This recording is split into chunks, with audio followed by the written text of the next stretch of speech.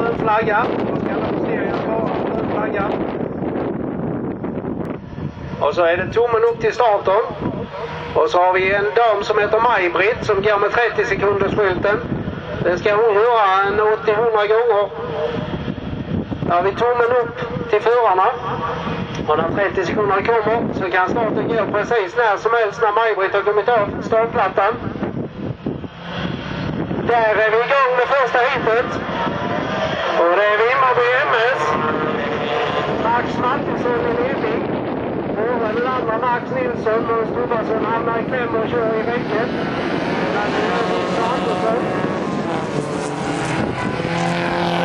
Det är igång och Volvo kom i täten. Oj, vad Måns han satsar. Han vill i kapp. Vi vet att han är en duktig förare. Och inte riktigt nöjd med att ligga femma just nu. På fjärdeplatsen hade vi Tommy Solberg.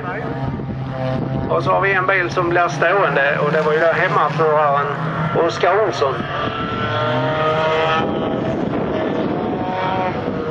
Vimmerby vi får Max Mattisson i ledning.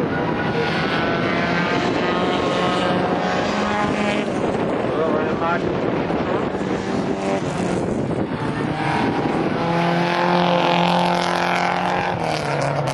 Och nu har de ju lagt sig på ett fint pärlband. Då får ju någon ställa till. Det är ju väldigt jämn och fin bana idag. Vi verkar som vi har fått en bra bana. Den är väldigt hårdpackad.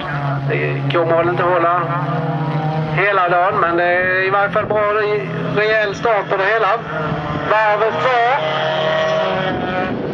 Och vi hör att Max Nilsson han satsar fullt för att komma i fatt. Tredjeplatsen har vi fortfarande Viktor. Och Thomasson han kommer inte närmare.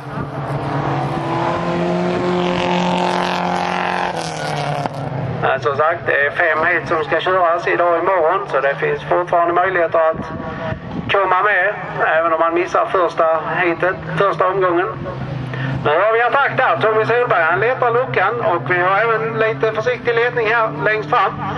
Där fick Viktor lite sladd och då har vi målgång. Det är Vimmerby MS, Max Mattisson som vinner för Max Nilsson.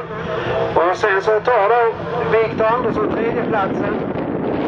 Tommy Solberg fjärde och Thomasson femteplatsen.